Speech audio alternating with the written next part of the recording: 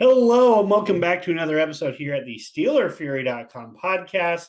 I'm your host, Jeremy Coleman. You know me as Smith is Smoking on the message boards, joined by the best co host that money cannot buy, joined by Will Massasak, you know him as Bradshaw to Ben, and Corey Garbowski, you know him as Corey39.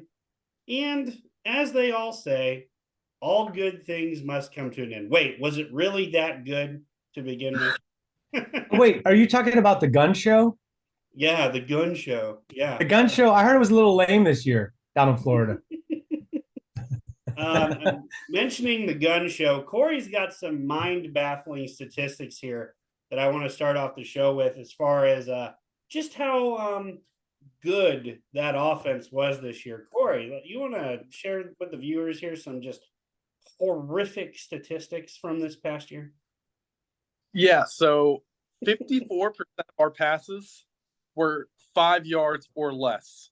So that's the first big one. That is a horrifying stat. That's not like, oh, we got a screen, got tackle. That's just ball traveling past 5 yards. So 54% of our passes traveled less than 5 yards in the air. Then 53% of our total offensive plays went for less than 3 yards.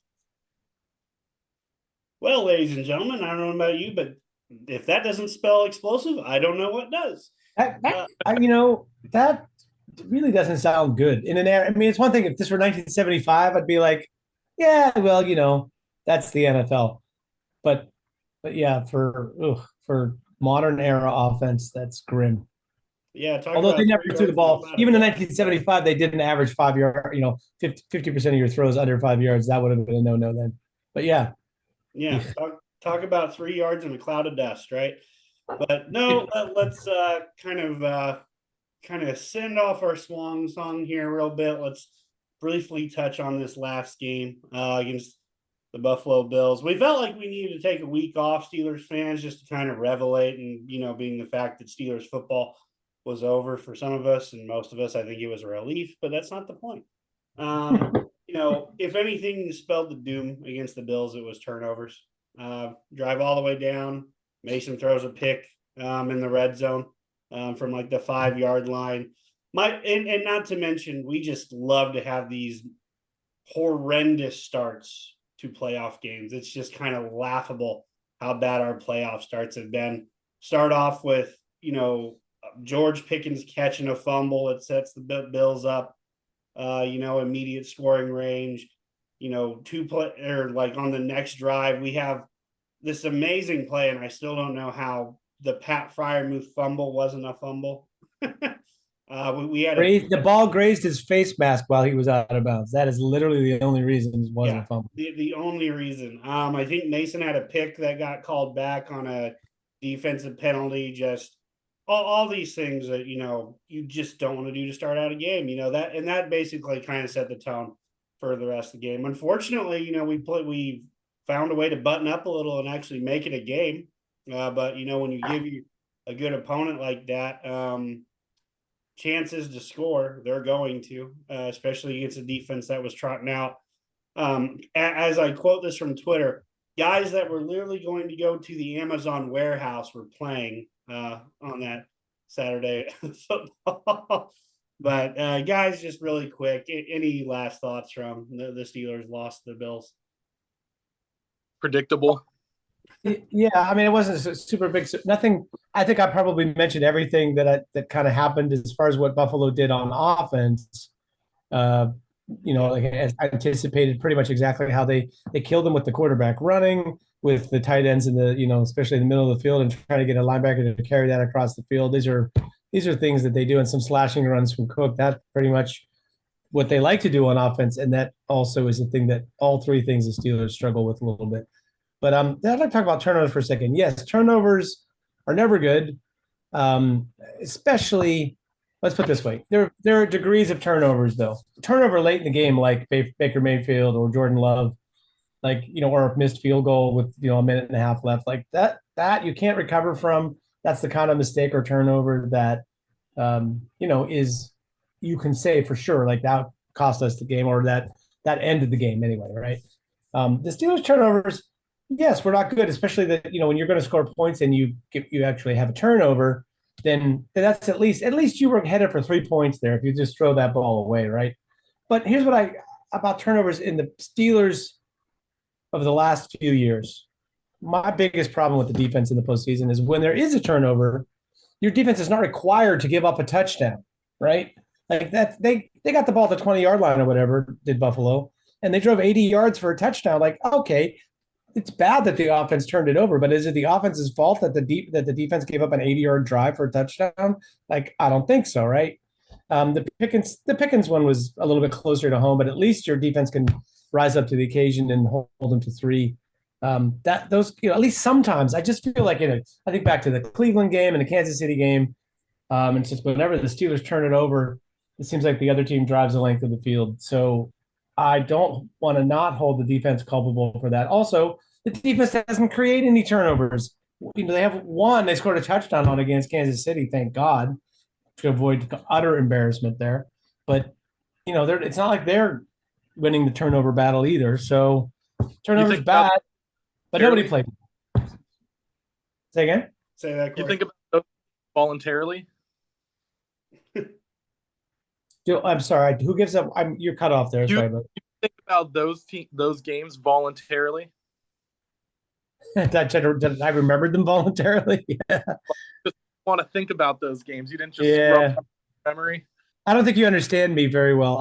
I'm awake at night and I think about different agonies that the Steelers have put me through. And I think, like most Steeler fans who got to be my age, you've lost the ability to really revel in the great times, and now we just focus on like what we don't have. It is sad because the Steelers, of course, have had a lot more success than most teams have had. But yeah, I think about Antonio Brown stepping out on that punt return, at least about 50 times a year. So it's a sickness. I can't help it.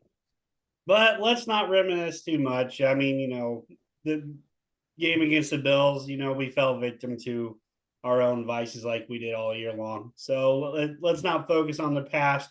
It's now time to focus on that very long process called the offseason. That's right, our fans. It's another year where we get to have the even longer offseason than we'd wish with our first round exit. With that being said, the biggest news probably, or as Tomlin would say, this was never news to begin with. But yes, Mr. Cool Shades himself, Mike Tomlin, will be back in 2024, likely to get a contract extension. And then on top of that, sounds like Terrell Austin, very well, the current defensive coordinator, could be getting an extension as well. So if you are honest with video, you can tell Will was not happy about that news at all. But really, probably all of us.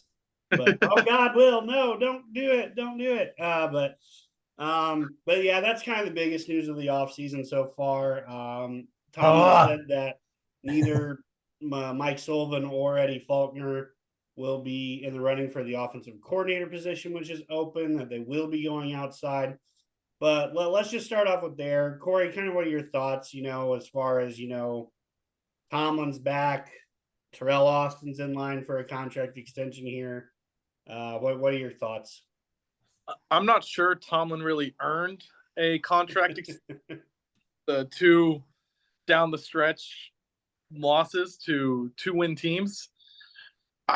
But we could all kind of expect it. This was something we were braced for. I really don't know what Terrell Austin has done to warrant a contract extension. I've said this for a while about coordinators. I think you can tell how good one is by how much they elevate their players. Our defense has sucked unless we have TJ Watt. Like, there's never an answer. And I get you can't replace what he does on a football field, but it shouldn't be an automatic 30 points given up when we don't have TJ Watt week in and week out. Like, it's mind-boggling to me that it's talked about that he's getting an extension. Tomlin, we could see coming. Terrell Austin, that one caught me off because we talked about potentially replacing him this offseason, where if someone's not to the standard, standard is the standard. If someone's not to the standard that you would hope they would be at for a potential Super Bowl team, then you'd get rid of them. But seems like we're fine giving up 30 to good teams and TJ Watting lower level teams and getting sacks and turnovers on, 6th round tackles that they have in because they're sucky teams.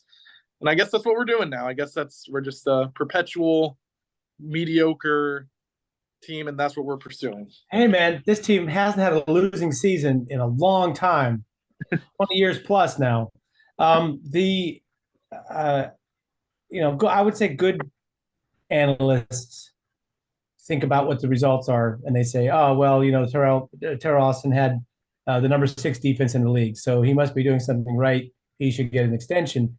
But great analysts look at that and ask, well, why are they the number 6 defense, and how does that relate to what the coordinator is doing? I mean, there's a lot of stuff that we don't know. Yeah, you can look at some film and you can try to break down a little bit like what the schemes are and how much success they have with the schemes versus guys just making individual plays. Like that was the thing. Okay, going back to the offensive side of the ball, Todd Haley was a guy that the results at times were amazing, but I don't really think much of that was Todd Haley.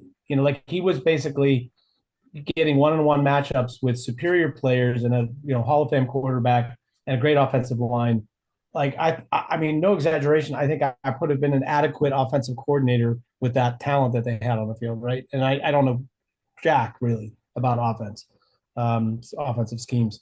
So I think for Austin, the question is, like you said, you need these star players to succeed. Well, then what kind of, what are you offering? What's the value add for Austin? And I think the main value add, honestly, if I'm being really honest about it, is that he's Mike Tomlin's cover. He's executing what Mike Tomlin wants to do, as the offensive coordinators for the Steelers have done for a while. They do what the head coach wants them to do. They are there to take the fall if it doesn't work. And if it works, Tomlin gets the credit anyway. So that's just the gig.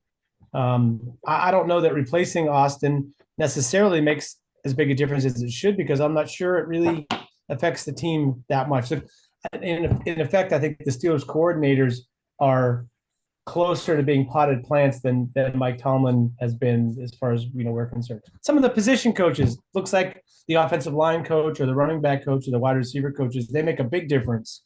But when you swap out somebody good for somebody not as good.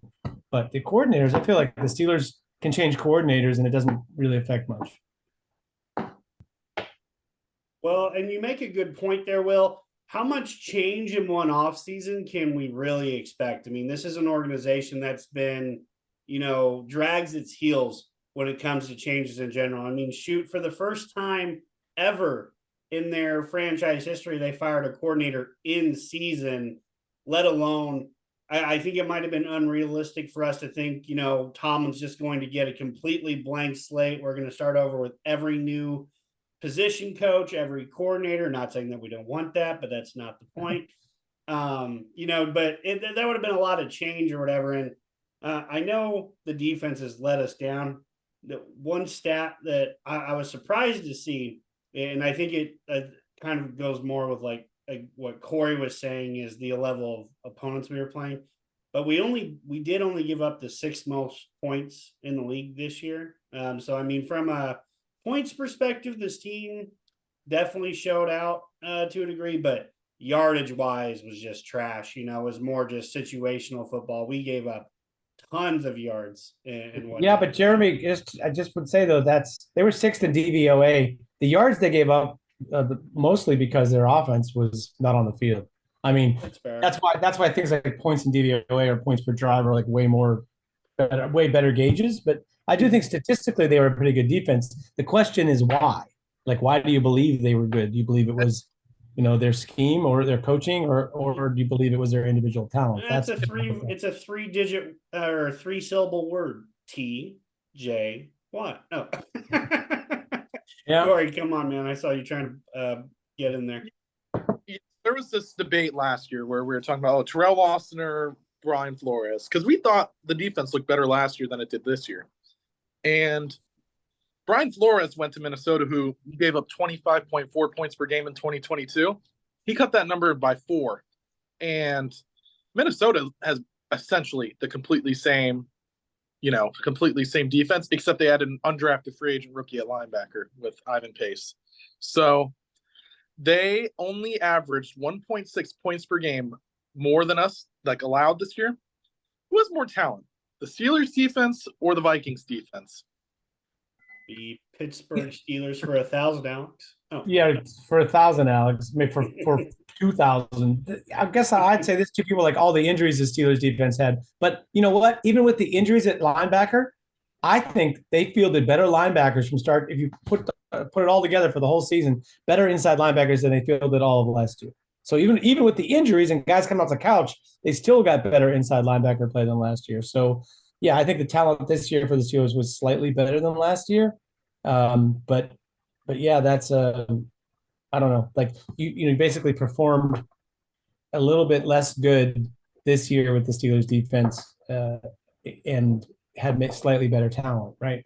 So yeah, and the funny thing is, we're talking about the defensive unit, and the biggest question is on offensive right now. There's been a few candidates that have been linked to the Steelers. Arthur Smith has been linked, Cliff Kingsbury has been linked, and Zach Robinson, the passing game coordinator for the Rams. They have all been linked as to guys that are going to be interviewing for the offensive coordinating position. I'll swing it to you first, Will. I mean, who do you like the most out of that group? I mean, personally, when I hear Arthur Smith, I think draft a top tier running back and then don't use him for most of the year, or just you'd say Arthur Smith. I want to to stick objects in my eye, make it stop. But yes, what do you think? Well, first of all, all this discussion about, is it the offense, is it the defense, is it coaching, whatever. You know what solves all of those problems? A freaking great quarterback. If you have a great quarterback, we don't talk about the offensive line and with the running backs not averaging the right things. And it's like it solves so many problems. It doesn't totally solve them, but it certainly puts a patch, on things that you don't have to worry about these things quite as much. They just have to make some plays and get off the field, when they're on defense. As far as the coordinators go, I continue to think that, the only resistance that Tomlin might get is somebody coming in who gets enough autonomy to install something new. If you hear the words, they're going to take the existing playbook and just figure out a way to make it work more like the way they like it to work or work better for these players. That's not a solution. The solution really, based on what they're doing mostly, is to have somebody come in with something new and the ability to teach it to a team in one offseason. Now, is someone like a guy who's never been a coordinator, they're talking about they wanted people with coordinator experience. The problem with that is the coordinators, they have systems they like to run. That's all good. The necessary, if they haven't worked as a position coach teaching a new system, like I'd like to know who was the first coach, position coach under Sean McVay with the Rams, rather than it's Robinson, right? I'm trying to get confused which one is the Rams. He's like the offensive line coach or passing game coordinator or something. Yeah, passing game coordinator. Yeah, like did he come with Sean McVay when they first installed all that new stuff in LA? Because to me, I favor any candidate who has taught a new system that ended up teaching it well enough that they could execute it like professionals and make it work. If you design a system, all right, well, that's interesting. I'd like to see how that works, but without the ability to implement it, especially facing a defensive, the resistance of a defensive, conservative-minded coach, that's a pretty tough ask, right? So I'm already on record as saying I don't think a new offensive coordinator is really going to make a huge difference, but I'd have a glimmer of hope for someone who's who's shown the ability to teach it on a granular level to some aspect of a team, because that's going to be the most important aspect that somebody comes in my opinion. Gotcha. Corey, I mean, kind of what are your thoughts on the three names I mentioned? Feel free to go outside that group of names too. Yeah, I don't think we hire any of the guys that we're talking about right now. Those three names, there's Robinson, and Cliff Kingsbury, Arthur Smith. It's not Kingsbury's not a. Yeah, I don't think so. I've got a small list where I think it's either going to be one of Bieniemy, Leftwich, Alex Van Pelt. That was Will's idea. Darrell Bevel, Josh McDaniels, Greg Roman, Brian Johnson. If I'm picking out of that list, I think I'm probably going Darrell Bevell. He is there for the Miami install. He has OC experience. He was with Tomlin on the Vikings. It kind of reminds me, I'm not saying Bevell will be Todd Monken, because I was very loudly a Todd Monken supporter last offseason. I wanted us to fire Canada specifically for him. Look how that's turned out. But I think Darrell Bevell's kind of the same idea, where he's an OC for a team that had their head coach as the play caller, didn't really get to do his own stuff, kind of had to go climb back up the ladder. Now is back in a spot, because he did call plays in Minnesota briefly. Now he's back in a spot where he's getting looked at for OC jobs. It's one of those things where it's not a move where we're taking a guy that was fired. We're not taking an OC who's calling plays right now because they're never going to come here. We're finding a guy who has some upside, who has the experience we're looking for. That'd be my pick. I think something that's a little interesting, and this is all kind of surfacing today, is that apparently this Eagles system that Brian Johnson was calling plays for, not his system. That was Nick Sirianni's system. It was that it was Shane Steichen's system. Then Steichen left, and Sirianni wanted the same stuff, but they kind of watered everything down. They kind of bland everything, very bland, and wasn't Johnson's system. That's kind of one where I'm a little intrigued, because there was a lot of high praise for Brian Johnson before he took that job, and that usually isn't unwarranted. Like a lot of these wonder kid coaches in the NFL, they don't just get propped up for no reason. So that makes me at least a little intrigued that even if this year is a nightmare for the Eagles offense, that Brian Johnson might actually have a lot of stuff that he just never got to do. He was being handcuffed, all that.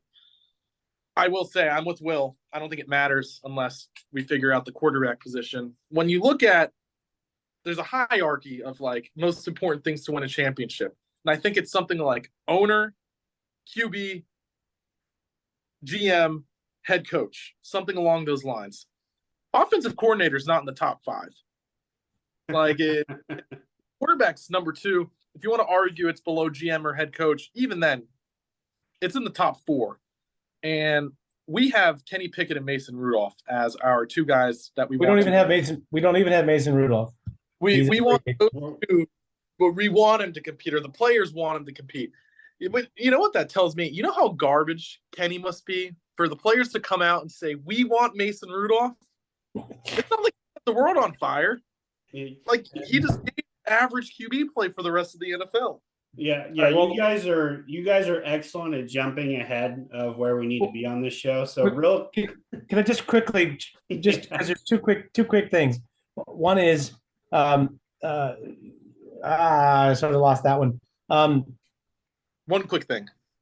Damn it! I had the 2 things, but you now that I had to wait, I lost it for a second. I realized what it was. This conversation about the available candidates. The thing that we have to keep in mind is it's not an attractive job for an offensive coordinator, especially an up and coming one, because there's not really that much upside in this, up the quarterback you're working with, and it's not like the head coach is going to give you freedom to do whatever you want to do to show your stuff, right? So you're going to be the choice. Those guys, the top names you just mentioned that are interviewing everywhere, like why would they come to Pittsburgh? It doesn't make any sense. So dampen your expectations a little. Bevel may be more believable or Johnson, because they had some issues at their other stops and they're trying to, like you said, work their way back up. So maybe one of those 2.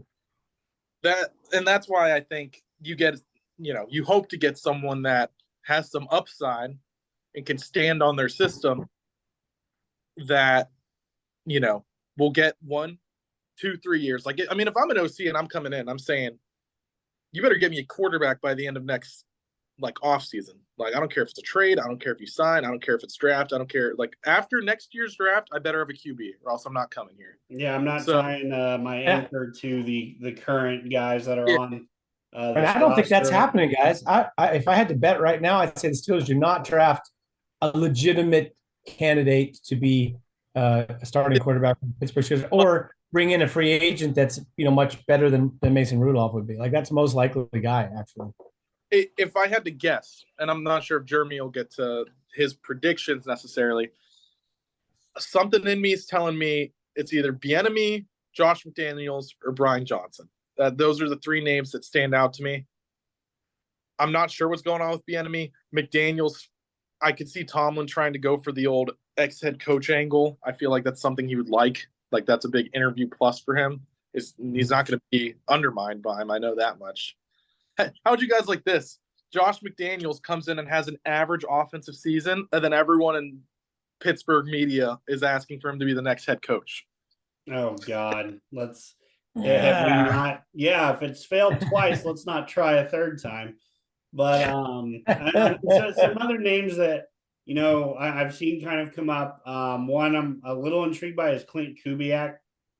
He's the passing game coordinator out for the 49ers right now.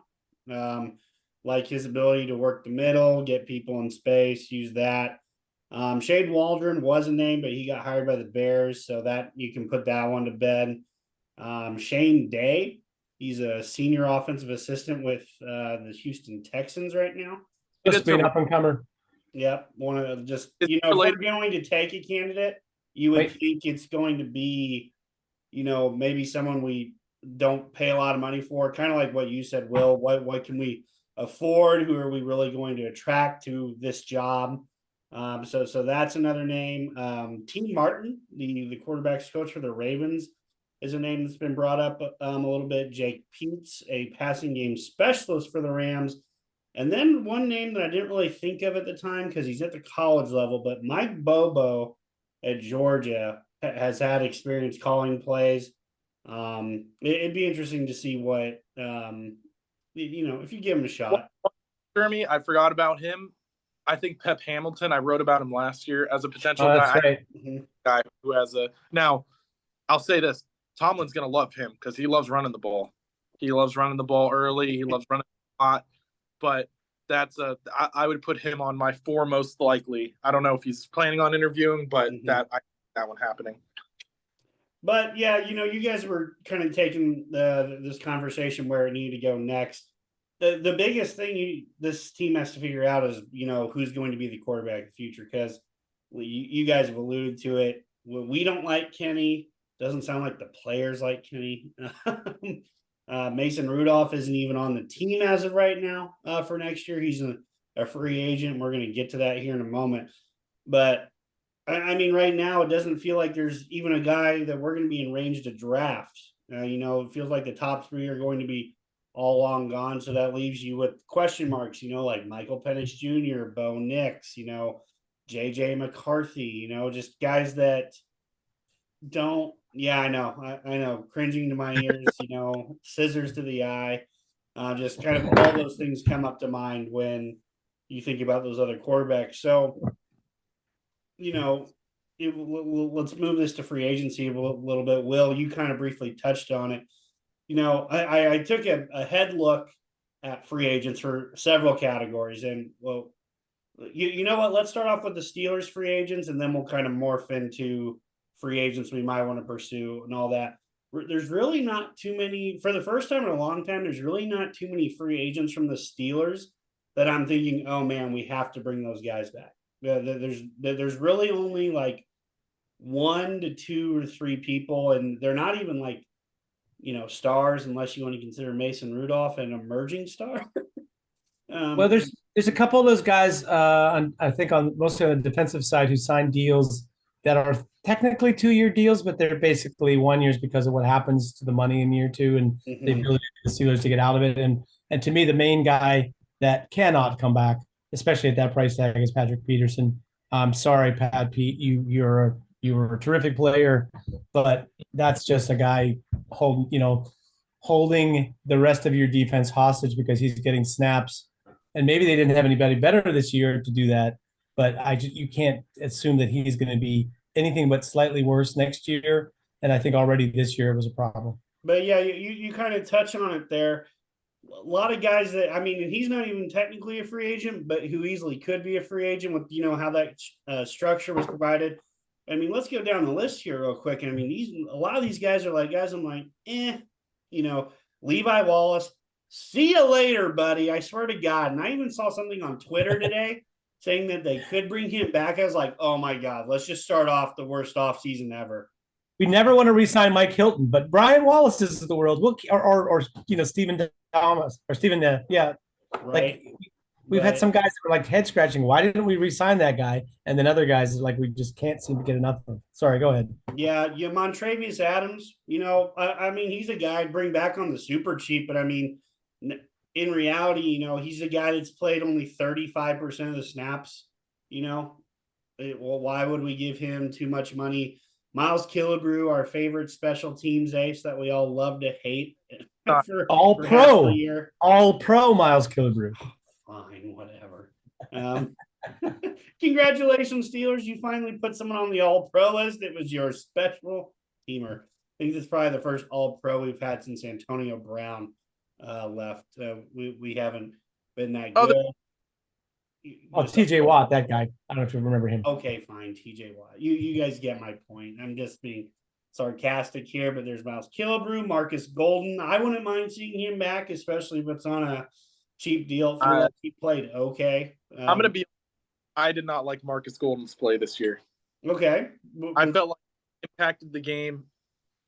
Like, no, he did not impact the game at all. Like, there's just, you'd see him in, you'd be like, oh, there's Marcus Golden, because it's not TJ Watt. And then you see him kind of meander off the ball and just put his hands out. And I feel like, I don't think I saw that guy make a single play. Let's put it this way. If the Steelers were the Baltimore Ravens, they would, in this offseason, add 3 more pass rushers that most people have never heard of, who would be more solid contributors, like edge players. They just keep refilling the pipeline, which is one of the reasons that their defense is successful, even though they don't necessarily have a big star all the time. They just keep adding to that pile. They add a high draft pick kind of guy, they add a high free agent kind of guy, and then they add guys like an undrafted free agent and a cheap free agent, and all of them get chances to play and produce for them. So whatever their model is for that is better than what the Steelers are doing, when they tend to stick with the same rotation. They don't really bring guys in to keep them fresh the same way, or that are productive. That's fair. Quan Alexander, another guy who looks like good in flashes, but again, another season-ending injury. The guy just that might be a career-ending, from what I heard, possibly. Pretty going to be close. Pretty bad there, and unfortunately, he's a guy who flashed here and there. Just because he was instinctive and fast and can flow. But James Pierre, I wonder if this is the offseason we finally say goodbye, Pierre. Go back to France. Just joking. Go back to France. But Armand Watts looks like he got in about 25%. Another one of those guys, bottom end roster guys. Shannon Sullivan. Oh, by the way, these guys should play for the Jaguars because they're Jags. Sorry, go ahead. Shannon Sullivan, who played about 38% of the snaps. Blake Martinez, that was an bye-bye. Yeah. Obviously, we've kind of touched on Mason Rudolph. He's probably the most important free agent to bring back at this point, and which is kind of laughable when you think about it, but it is what it is.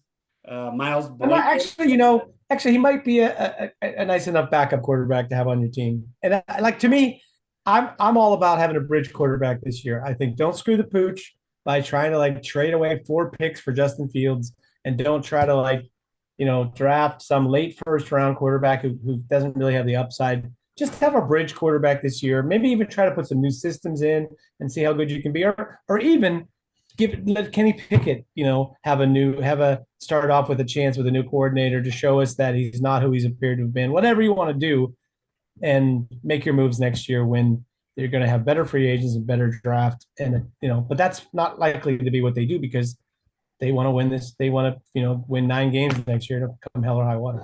Sorry, Jeremy, please go on. No worries. But like I said, Mason Rudolph. Miles Boykin, another special teams guy who's always been there, who honestly is probably our best gunner. He has been for at least a few years, and you can have him for super cheap, but it's like, how long do you keep bringing that same special teams guy back that has literally no upside on offense whatsoever? Like, he might be one. Bill Belichick 10-year careers out of these kinds of guys. Yeah. I mean, well, so it's funny, because like back in the day, special teams meant a hell of a lot more. So like the Sean Morris and the Chidi Awumas, it's like those guys always like had a position like on those Bill Cowher teams. But now that the NFL is trying to do everything to take the kickoff out of the game, and so there's less importance on covering kicks because there's fewer and fewer guys that take it. More than anything, it's about gunners at this point because you are always going to have to punt in the NFL. So it's more about getting guys who can go down the field to do that. The one thing you do have to give Miles Boykin credit for is he's been a very good gunner. I don't know. I mean, if you want to sign him for league minimum again, that's fine with me. But I mean, let's give him some damn competition. At least a guy that's going to at least have some upside to improve or develop or just be younger and better. But I mean, we seem to have really fallen into this thing particularly under Tomlin, but I think it was towards the end of Cowher's career as well. I just can't see how you're a better team if you have special teams players that take up roster spots but are not able to contribute in any other way, rather than guys who are on special teams because they're talented and hungry and they want a chance to play, for the offense or defense in real life. And like that to me is like that seemed to be a really good formula at one time. That's what special teams guys were, your future. But it's like getting them some experience in the game so that you can count on them later in their careers. But now we're like, we don't develop guys at all. So if you're a young player and you're not on special, you're not a special team stud, then I don't know how much you're really, you don't really get that much chance to play. You don't really get that much chance to develop. Well, and I'll say Miles Boykin, I feel like he's not a poor deep threat. Like he is a big guy. He can run. He goes over, like he went over the middle early in his career. And, we would bring him in. And when you see Miles Boykin and you say, oh, we're going to run the ball because they just put him at wing back and they just have him block for whatever reason, because that's still bringing the body in the box. It doesn't make sense mathematically because Miles Boykin is not going to be a better blocker versus the linebacker he's blocking. But that goes to show how poor the offense is. Miles Boykin might be something going downfield, but we don't throw deep to the middle. And every time we brought him in, we'd run the ball. So, I mean, yeah, he looks useless on offense, but I think, I was excited when we signed him because I was like, oh, there's something there, like as a deep ball threat. Yeah, that's fair. That's fair. But so okay, maybe I railed on Miles Boykin a little too much. I apologize, Miles. You still have somewhere in the NFL to go, whether it's Pittsburgh or not. Mike Hal Walker, who was kind of a late signing once our linebacker depth went to shit due to injuries. From what I saw, not a big fan. Just seemed like his effort wasn't there all the time, and he wasn't even that good. So see you later, buddy. In my opinion, Godwin Ibuke, who was our return back at the end of the year, replaced Anthony McFarland at one point. I mean, again, another bottom of the roster guy who isn't going to move the needle. Elijah Riley, who we should not bring back. We thought he might be able to play some nickel, but I mean, when he did, he wasn't good. And then we didn't even play him towards the end of the year. I know he was hurt, I think a little bit towards the end of the year, but still, he doesn't bring anything to the table that I can't find elsewhere. And now we're really getting to some names like Chappelle Russell. He's a restricted free agent. Christian Kuntz, long snapper. He is a restricted free agent, so you can bring him back fairly cheap. Even though I know, Corey, you've said a few times this year that he was not all that effective. That there were a few snaps that went high and low, just some snaps that weren't that good. But so I mean, you could upgrade at long snapper. We'll kind of see how that works. Rennell Wren, the guy who we brought in at training camp initially, didn't make it out due to an injury. And then Dylan Cook, he's a backup offensive tackle. He's an exclusive rights free agent. I'd be shocked if they didn't bring him back. One, because the price tag is going to be super low, and it won't even probably figure into your top 51 counted at the end of the day. But as it stands as of today, because the Steelers just signed a bunch of guys to futures contracts and contracts that just happened literally today, that effectively doubled the negative cap space that we were already at. So right now we are $15 million over the cap, gentlemen, which is That's honestly hard to believe considering we don't have a franchise quarterback on like a mega deal. That's like pretty impressive to be in the red and we don't even have Well, when you have the number 2 defensive spending in the league, that doesn't that's help. the equivalent of having a franchise quarterback, really. But that doesn't help. So with that mindset, let's kind of shift to the current roster. To as to our guys that we kind of started getting into it with Patrick Peterson. He is a guy we don't really want to see back. If you don't bring him back, I was looking at it earlier, that frees up almost to $7 million right there. So I'd be shocked if the Steelers don't go that route. I will say the biggest defender on this list, and that I'm not sure is worth the money anymore. And I hate to say it because he's been a Steelers captain for probably since he came in the building, when we drafted him out of Ohio State. Cameron Hayward is worth a whopping $22.5 million against the cap, and they can save $16 million if they cut him. So, and the other story kind of the offseason is Cameron Hayward was not very entertained by someone asking if he was worth his money. So I know he played down the year, with the groin, and it wasn't fully healed and everything. But man, 16 million is a lot, guys. What do you think kind of gets done with Hayward?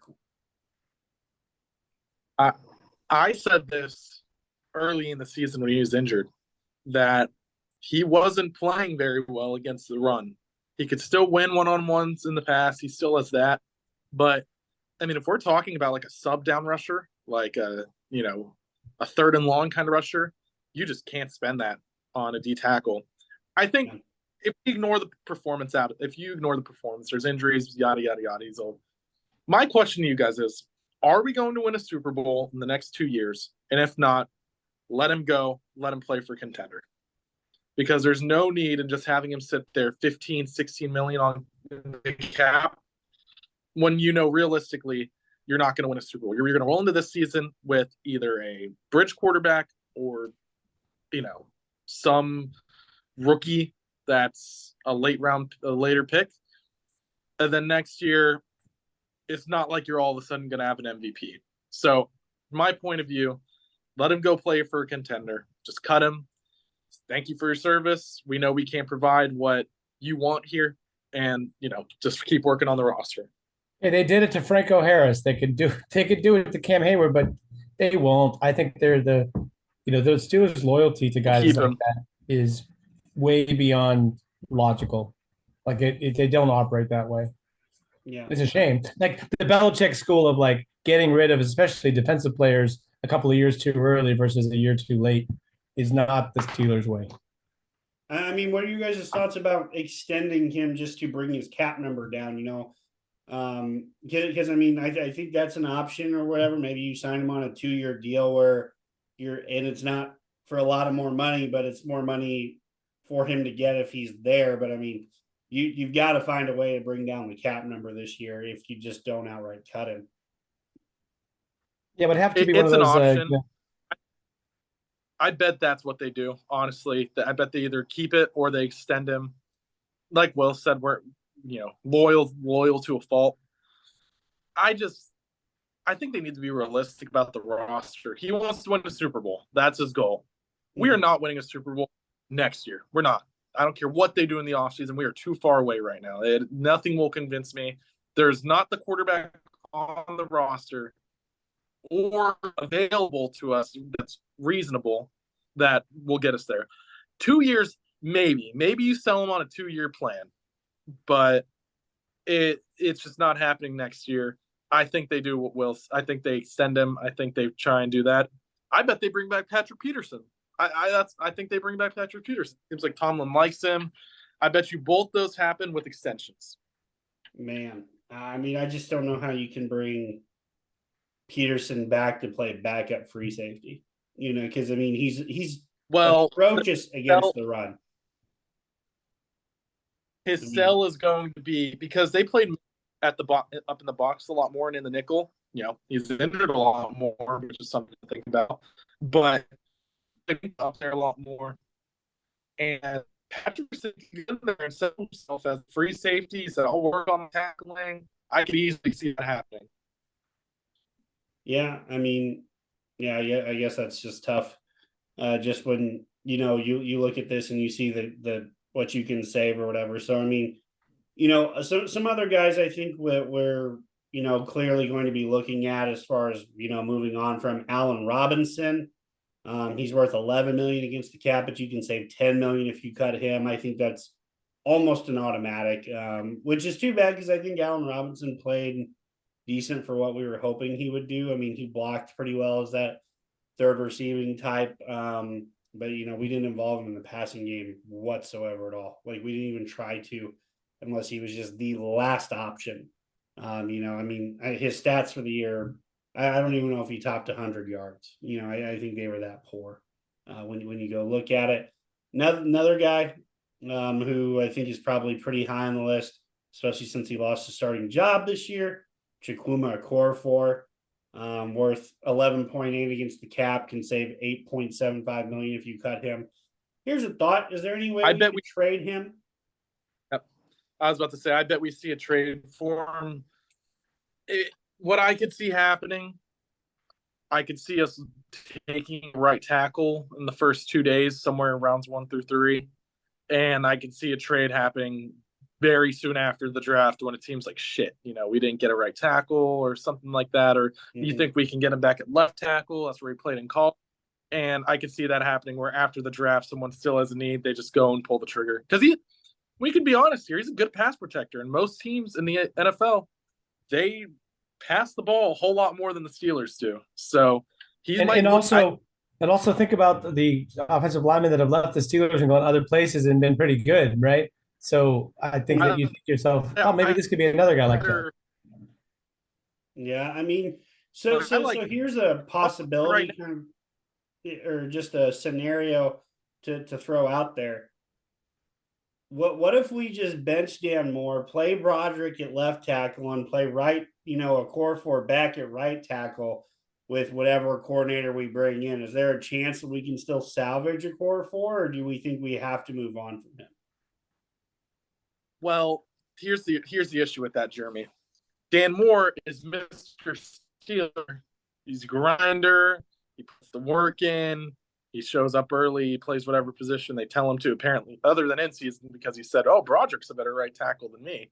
But Chuck's had the whole thing where he was talking down on the OC, not a Steelers man. I guarantee you they just see Chuck's as selfish. He only thinks about himself. Dan Moore's the Steelers guy. He works hard. I don't think there's any chance this front office does that, just from how they view the player, for better or worse. I mean, you build a culture that way, but I would take Chuck's over Dan Moore all day. I like Chuck's. I like Chuck's at right tackle over Broderick at right tackle. So, gotcha. All right. Oh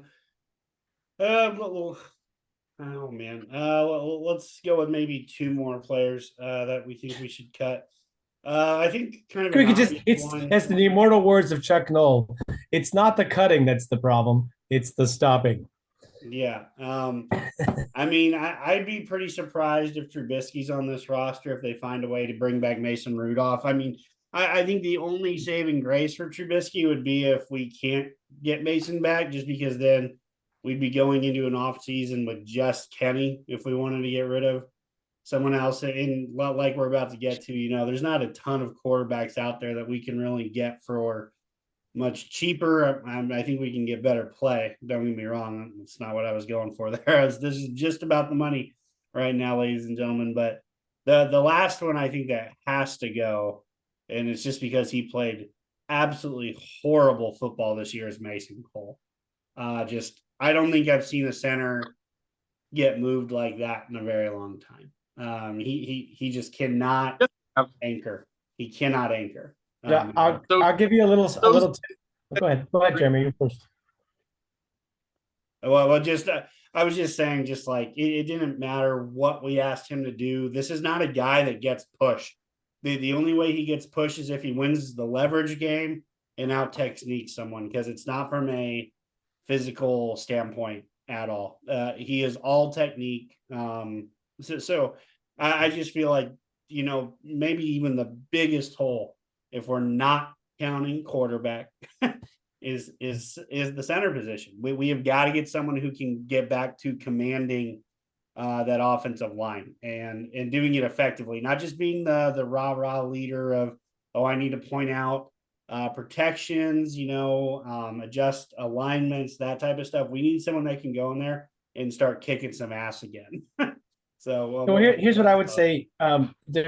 Mason Cole's got something working in his favor, which is that he's very likable. Apparently, he is that everyone likes. So it's tough to part with those guys because it feels like you run the risk of alienating some guys on the team who are like, well, it's not really his fault what they ask him to do. On the other hand, bad snaps for a center are usually a clue that they're having trouble. They're trying to pick up that extra, half second to get, a step earlier into their block or the play. So the fact he's had so many bad snaps and has so many problems in pass protection anyway, that doesn't seem like a good idea. On the other hand, this is something we didn't talk about in the coaching before, but apparently the rumor is that Mike Munchak is considering a return to being an offensive line coach, and he's considering coming back to Pittsburgh. If he does that, by the way, it affects the offensive coordinator search because then instead of bringing in a run-heavy guy like Pep Hamilton, maybe you're looking at an offensive game, an offensive passing game kind of person who's not necessarily even has a lot of experience as a coordinator, because Mike Munchak can sort of be the run game coordinator and help that person, come along. So if that happens, that might affect the coaching, but it certainly affects offensive line. And so if Mike Munchak is hired and they keep Mason Cole around, it tells me that he thinks the issues that Mason Cole has are correctable, or else, that guy, you're going to find out right away who he thinks can play or not based on Chooks and Mason and Dan Moore, what happens with them. Right. That's another thing we pointed out a few times, but yeah. Corey? This is like a side question. So when Munchak went to play for Denver, was that with Gary Kubiak? Ooh. Because there's a chance where if there's already buzz for Munchak, that if Clint Kubiak, who I'm assuming Kubiak is not yes, he's the old son. Clint Kubiak is the oldest. He is related. There could be a little bit of noise right there if that's what's going on. Yeah, I'm not, I'm not sure how much relation there is with, an O-line coach who likes to play or likes to coach for this coach, coaching with the son. But I think that's something that might be worth a little consideration because I didn't even look at Clint Kubiak. But they didn't overlap on the Denver staff. Kubiak left the year that Munchak came there.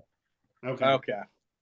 Unfortunately. That might have some traction there, though. A guy that knows, there's definitely a connection there, whether they didn't overlap or not. So, that's definitely intriguing. But, Will, I'm glad you brought that up because I meant to bring that up earlier when we were talking about just coaches being available or whatnot. I would bring Mike Munchak back in a heartbeat. That guy did great things with the guys that we had. He made Alejandro Villanueva like a pretty good left tackle. That's a guy that had barely played tackle in his life, and it turned him into a pretty good left tackle. A guy who worked a lot with Ramon Foster and later in his career, who was, stalwart guard. Not to mention, the first rounders we had next to him and Pouncey, and then, De Castro, Gilbert out on the right side. So, I would kill to have him back. But yeah, there's kind of this thing that I've kind of heard lately where you can really only expect to have 3 good offensive linemen at a time, and you can cover for 2 bad ones.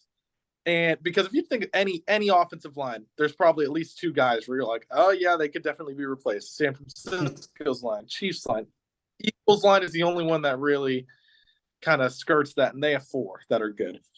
So for Munchak, that's coaching. For you to have 5 studs like we used to have, that was completely coaching. I think bringing in Mike Munchak would be almost more important than the OC we bring in, just because Tomlin will listen to Munchak. Munchak's going to say, if we're scoring 16 points a game, this sucks. This is bad. And Tomlin's probably going to listen. But we bring in whoever Joe Schmo at O-line coach, which would be our fifth O-line coach or whatever in the last 6 years, something It'd be like the that. fifth time they've hired Joe Schmo, as a matter of fact. But yeah, for sure. I mean, so obviously that'd be great if we could get him back to Pittsburgh. Last free agent, or for combination of free agents, I might consider cutting here. I think you can really only keep one of DeMonte Casey or Keanu Neal, and I think Neal's the more likely cut. Easy 2.25 off the books there. If KZ's more your style, that's a $3 million right there. But I mean, right It would there, take you 3/4 of the year to remember that Neal isn't there anymore. yeah, yeah. I mean, so he's an obvious cut at the end of the day. So I mean, right there alone, if you consider cutting Cam Hayward, cutting Cam Hayward alone puts us in cap compliance right there. And then we talk about all these other guys that we don't want to see back. The Steelers are looking roughly, if we were to get rid of the culmination of the guys that we kind of touched on, be looking between 25 to 30 million. If you got rid of all of them, it's right north of 30 million. If you get rid of most of them minus a player or two, you're looking at, somewhere in the $22 million range, which really is not much, considering what, Pittsburgh needs to do this offseason to, kind of fix some holes if you do. So I'm assuming that doesn't include us signing Derrick Henry on the first day of free agency. yeah, Corey, just don't, man. Like, I should kick you off this show. Don't you dare speak that into existence. Well, do they do it the day before or the day after they sign Najee Harris's 5th-year option? Yeah, right. I think they do it the day after. I think we get the good old 1-2 right there. Oh my God. Well, since we're on the topic of free agents, let's move to that. Let's go the big talk right at the bat. Obviously Mason Rudolph, would be the quarterback. If we brought him back, he would be a guy. But I mean, other guys out there don't see us going and getting the Kirk Cousins sweepstakes. We simply just can't afford him. He's a guy that can price himself 35 million plus. So right there, we're out of it. Or about 30 million a year more than he's worth. Yeah, I don't know. I think he's pretty good. I'm not saying he's great, but I mean, he's been, he's at least a stat wizard. For your fantasy team, couldn't put up stats to save their life this year. But Jacoby Brissett's kind of an interesting name. He's a guy that's played well when given the opportunity.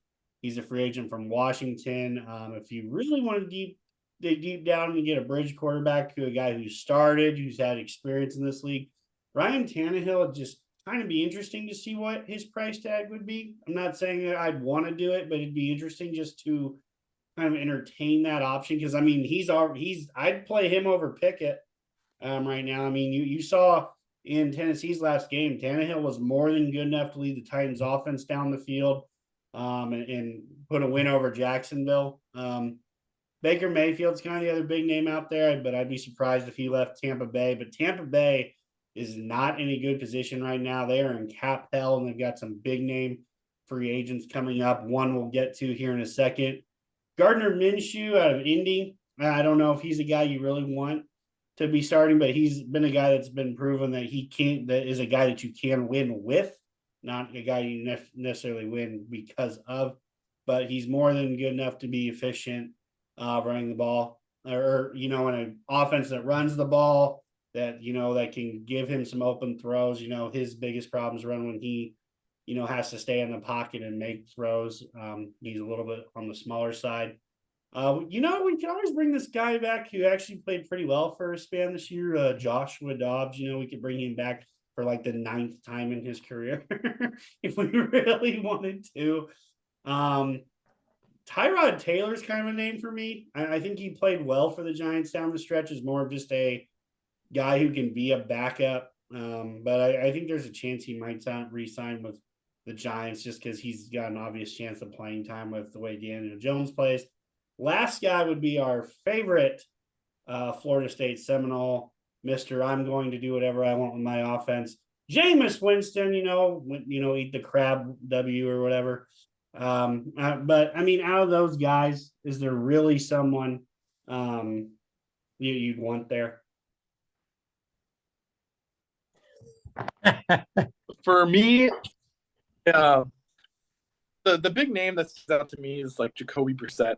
Think he's always played well. I wanted Jacoby Brissett back when, because he'd played at NC State with Canada. So I was like, oh, okay, I could get down with that. That's a reason we'd sign him.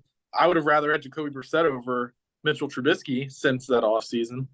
Yeah. But Tannehill is not inspiring. I could see us doing it. I think the name, you didn't mention him, that kind of intrigues me. I would be fine with Jameis. I don't think it happens. I think he's Mike Tomlin's personal nightmares come to life for a quarterback. But, a little less gunslingery, but still some talent. I think Drew Lock has a little something still. I would be fine with a Drew Lock Kenny combination. I like that a lot more than a lot of these names, and I feel like it's pretty realistic. But I would probably narrow my two down to Brissett and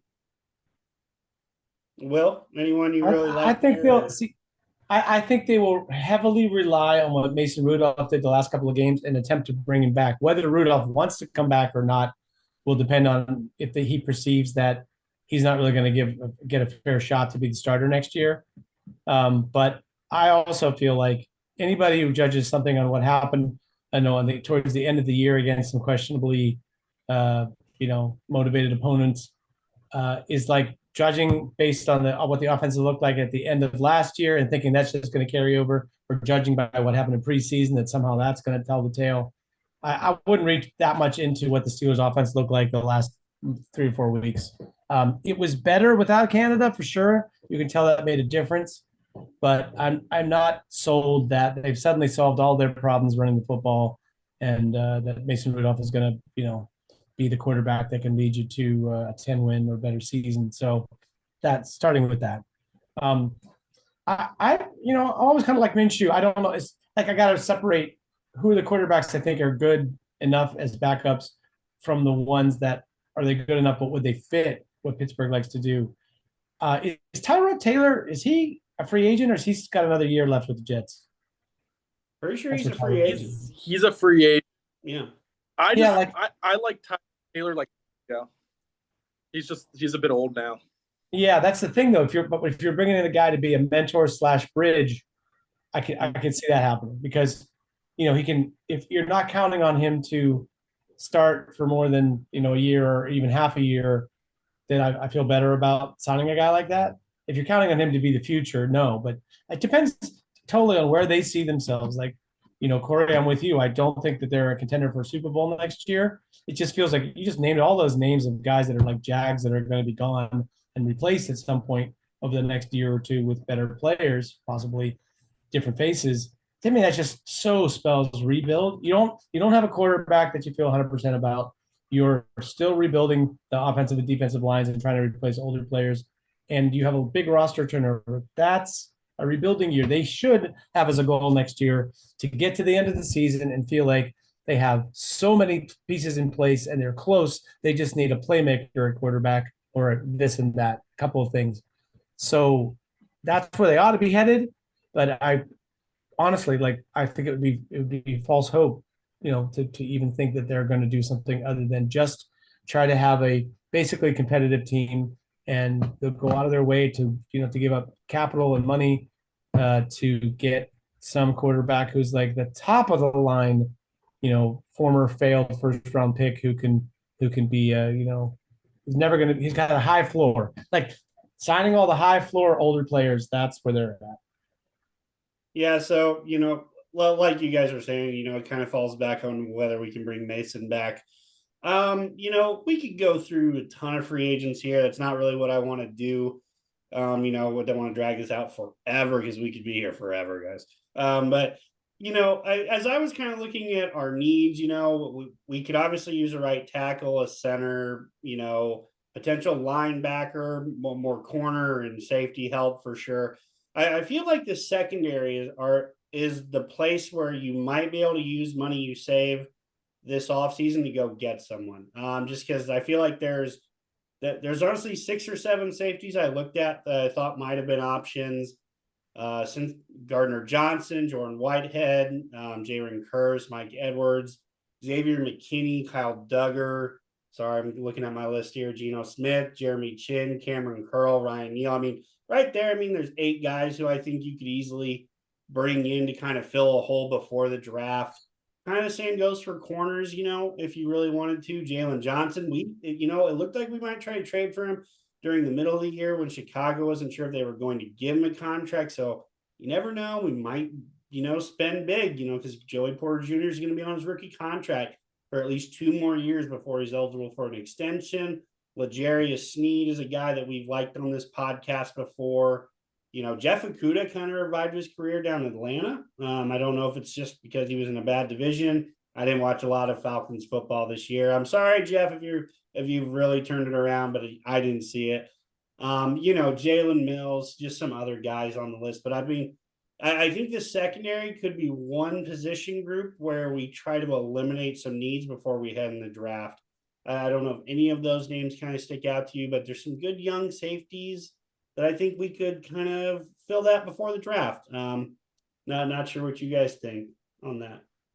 If you could make enough cap space to have it make sense, despite what I had to say earlier about the spending on defense. Like, for instance, if you do work something out with Cam Hayward that he doesn't cost $20 million next year, sure, Jalen Johnson's a no-brainer, dude. That guy and Joey Porter, you have one of the best pairs of corners in the league. Mm-hmm. So there's nothing bad I can say about that. Will they make that sort of a move? Will they, anoint? I think they could bring another starter. Then you have Corey Trice coming back and maybe challenging for a spot. Suddenly, cornerback looks a lot better with a free agent addition of a top player. But maybe they feel like Joey Porter is the guy that can chase number ones around, and they really just need a solid number 2. I don't know. But that would be my take on those. I just feel like it's all about the rearranging the money. If they don't move Hayward off that $20 million number or that neighborhood, then I can't see them spending a lot of money on defense until he's gone, because they have so much tied up in the defensive side. Yeah, Corey, your thoughts here real quick. Yeah, I would kind of want more of like a box safety. We were middle field closed 77% of the time. No, looks like we lost. Yeah, I felt that coming for a little while there. Yeah, he's been lagging a little bit here. I'll just, I'll try to add to Corey's point of the box safety. No, I do think that we would prefer to run a package with an extra safety, like a big dime package, where you don't have to have linebackers covering wide receivers in the middle of the field, but you could still stop the run, which is what most teams in the NFL like to do if they have a good safety to do that job. But as far as which guy that would be, I'll leave that to Corey once he is reconnected with us. Once he's back here.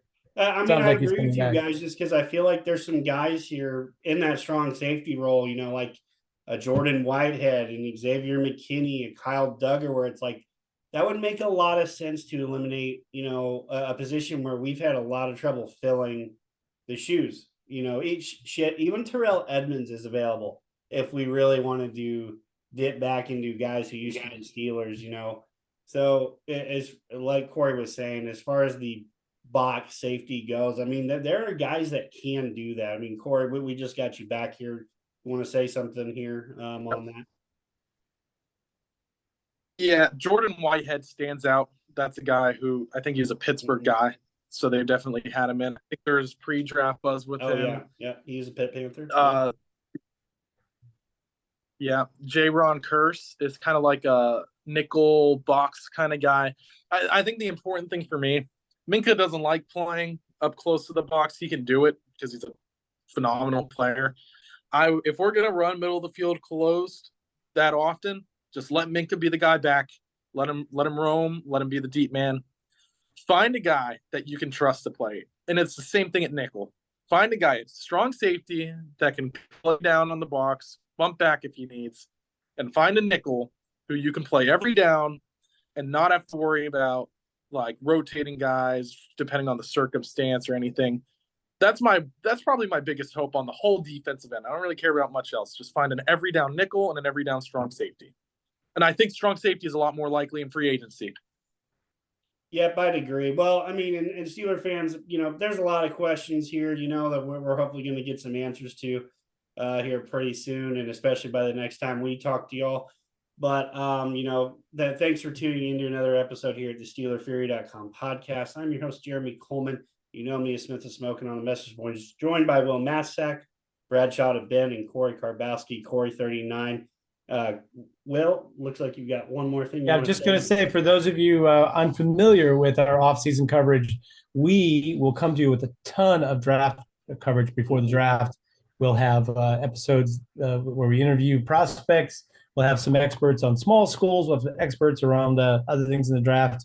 And that will culminate with a little ways before the draft. We will do a Steelers mock war room where we'll select every Steelers pick in the draft that we would pick, and we'll be on the clock just like the real thing. And hopefully you will tune in for all of that. And in the meantime, enjoy some good football with teams that can actually play well in the playoffs this weekend. Can I throw it to you guys? You want to give me some picks for the championship games and who's going to win the Super Bowl?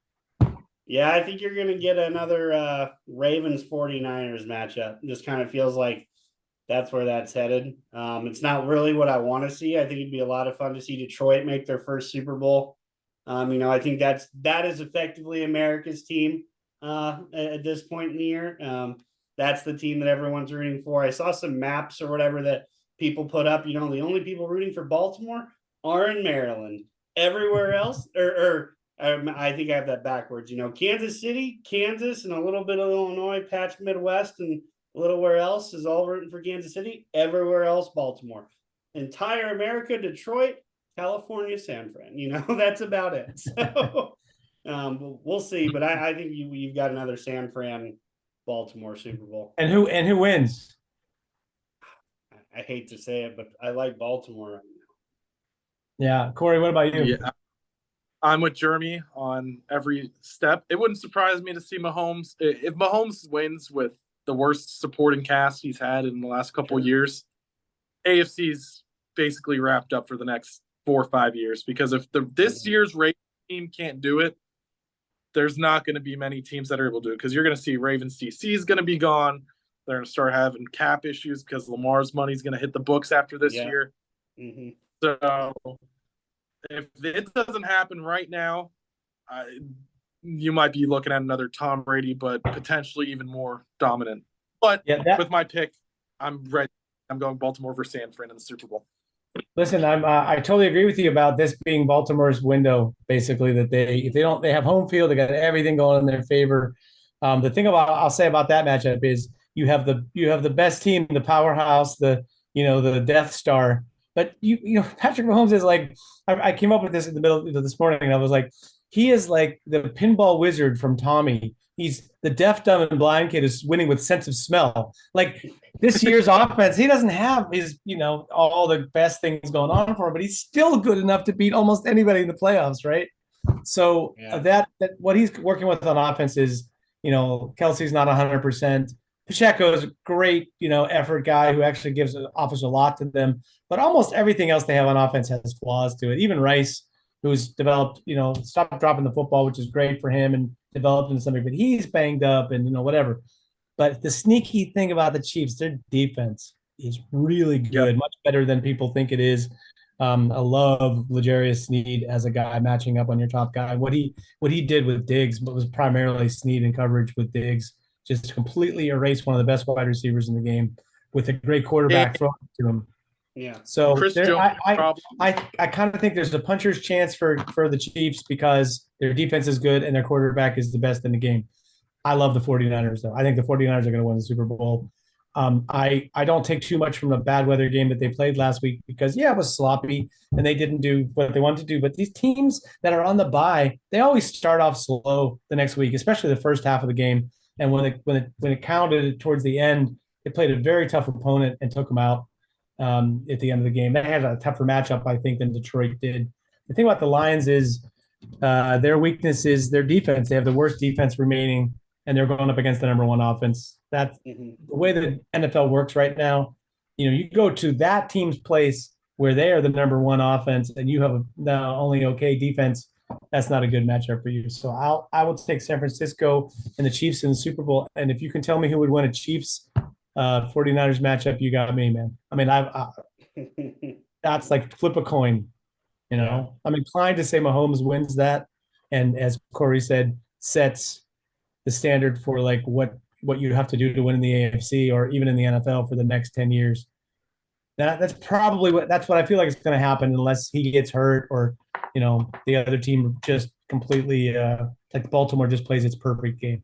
So, but Buffalo played their perfect game against Kansas City, not this week, but the previous year, and they still lost, right? So you can still play pretty damn good football and take the lead late, and everything else it doesn't matter. So Yep. I just wanted to say all that. Tommy from Pinball, that's Patrick Mahomes from now on my head. Yeah. Well, thanks again, Steeler fans, for tuning in here to our end of season podcast. As always, these only come around once every year. So unfortunately, now we fade off into the long good night, and we question every move the Steelers make every offseason with every scrutiny we can possibly imagine. Every day on Twitter, man. Every day on our board on SteelerFury.com, question everything. Question everything. Love of God, don't go on Twitter right now, or else you'll never get off of it. You could be on Twitter for days with Steelers comments. But thanks again. Farewell to the 2023 season, and we will see you soon with some great draft coverage and other things headed your way.